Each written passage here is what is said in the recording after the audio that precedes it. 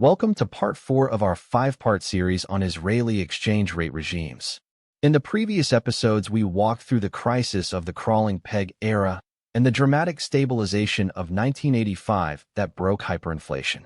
Today, we trace what happened next, the long transition from fixed exchange rate through horizontal and diagonal flotation bands, all the way to the fully free float adopted in 2005.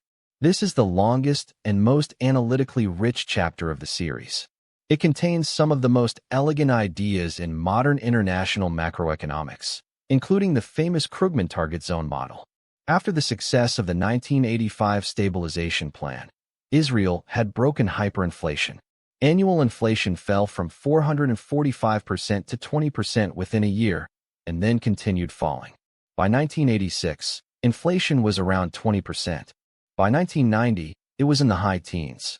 By 1995, single digits. By the early 2000s, comparable to American and European inflation. This was a victory. But the same fixed exchange rate that had worked so brilliantly as a nominal anchor was now creating a new problem. Israeli inflation, even at the much lower stabilized levels, was still consistently higher than American inflation. American inflation was running around 3 to 4%. Israeli inflation was running around 15, 10, then 8, then 5%. Even with the gap shrinking, it was still there. And as long as Israeli prices were rising faster than American prices, the fixed exchange rate meant Israeli goods were becoming more expensive in dollar terms. This is the issue economists call real exchange rate appreciation. Let me make this concrete. Suppose the nominal exchange rate is fixed at 1 shekel and a half to $1. Suppose Israeli prices rise by 10% in a year, while American prices rise by 3%. Then in dollar terms, Israeli goods have become 7% more expensive, even though the nominal exchange rate has not moved. Israeli exports lose competitiveness. Tourism becomes more expensive.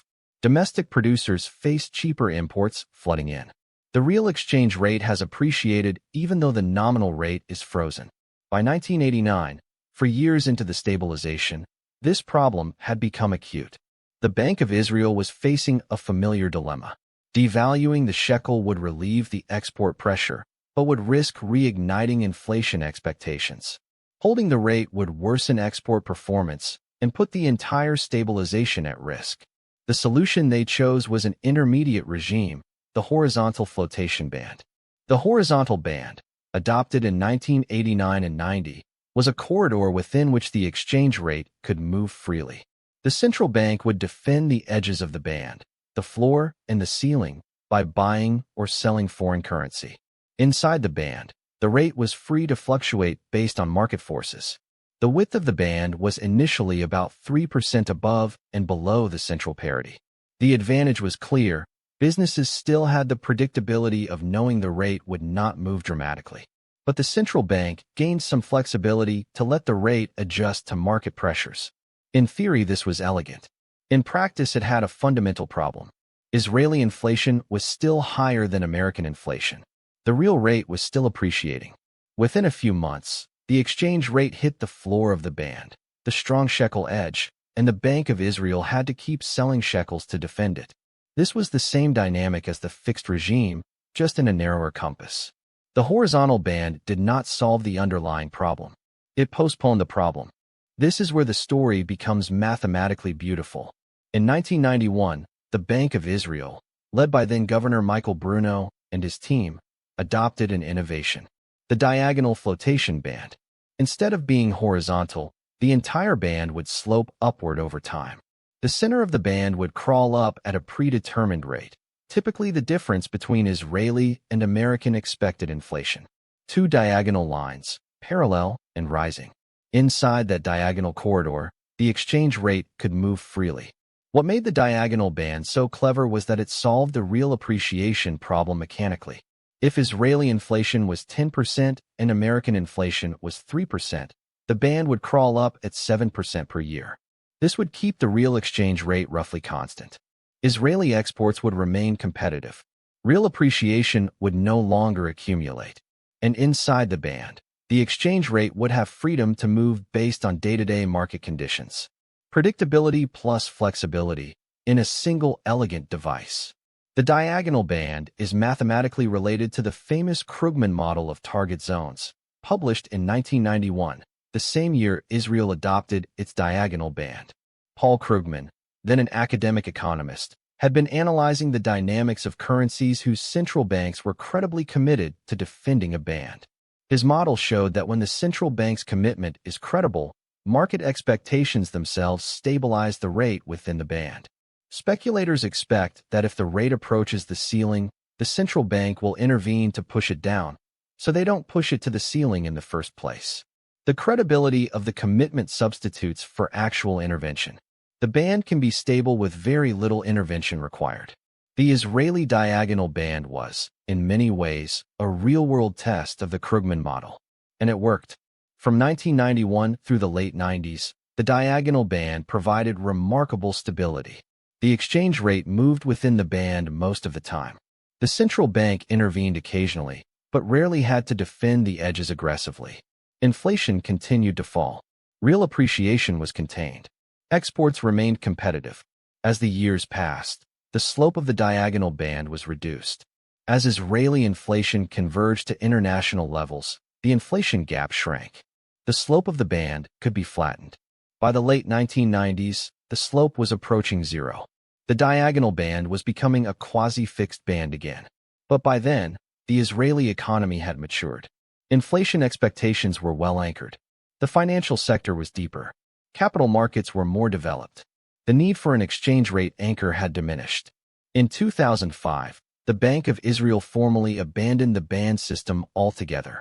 From that date onward, the shekel would be a fully floating currency.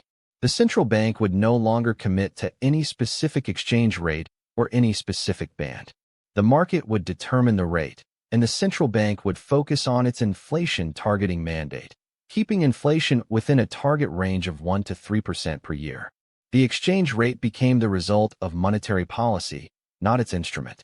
This transition, from fixed peg to horizontal band to diagonal band to free float, illustrates a deep general principle in international macroeconomics. The choice of exchange rate regime depends on the nature of the shocks the economy faces and on the credibility of the central bank. When an economy faces predominantly internal nominal shocks, like inflationary fiscal policy or monetary policy mistakes, a fixed exchange rate can be helpful. It provides discipline. It anchors expectations. It forces the government to live within its means. This was the situation in Israel in 1985. When an economy faces predominantly external real shocks, like oil price fluctuations, commodity terms of trade changes, or foreign demand shocks, a floating exchange rate is more useful. The rate can absorb the shock by depreciating or appreciating, leaving domestic prices and wages relatively undisturbed.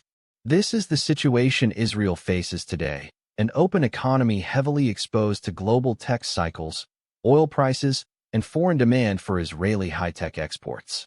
When the situation is mixed, or when the central bank's credibility is still being established, intermediate regimes like flotation bands can offer a compromise. The diagonal band of 1991 to 2005 was precisely such a compromise. It offered some predictability while permitting some adjustment. It anchored expectations while letting the rate move. There is another general lesson here. The choice between fixed and floating is not really a binary choice. There is a continuum of regimes, and the appropriate regime depends on where the economy is in its development. Emerging economies with high inflation and weak central bank credibility benefit from fixed or quasi-fixed regimes. Mature economies with low inflation and credible central banks can afford full floating. Israel walked across that continuum over 2 decades, from peg to crawl to fixed anchor to horizontal band to diagonal band to free float, as its inflation declined and its institutions matured. A subtle point worth emphasizing: the Israeli diagonal band was specifically designed to remove the inflation differential between Israel and the rest of the world from the foreign exchange market. By building the inflation differential into the slope of the band, the policy effectively isolated currency movements from inflation expectations. This gave Israeli policy makers room to focus on real economic shocks without constantly battling inflation expectations through the exchange rate. It was, in essence, an inflation-immune target zone, and it has been studied as a model for other emerging economies undergoing disinflation. The transition to free float in 2005 was, in many ways, the final graduation. It was the moment when the Bank of Israel declared, with confidence, that the economy no longer needed the exchange rate as an anchor. Inflation expectations were anchored independently. Fiscal policy was disciplined. The financial sector was healthy. The shekel could finally be allowed to find its own level. But the story did not quite end there. In 2008, the world experienced the worst financial crisis since the Great Depression. The U.S. Federal Reserve launched quantitative easing on a massive scale. The dollar weakened. The shekel began to appreciate sharply. Israeli exporters, particularly the high-tech sector that had become so central to the economy, faced a serious threat. The Bank of Israel responded with massive intervention in the foreign exchange market, not to defend any specific rate, but to slow the appreciation. This managed float intervention era is the subject of Part 5 of our series. If this story is helping you understand how exchange rate regimes actually work in the real world, please share this video with one person who would benefit from it. And subscribe to Macroeconomics with Michael for the final episode of the series, Part 5, where we tell the story of the modern intervention era and how Israel's foreign reserves grew from $30 billion to over $220 billion.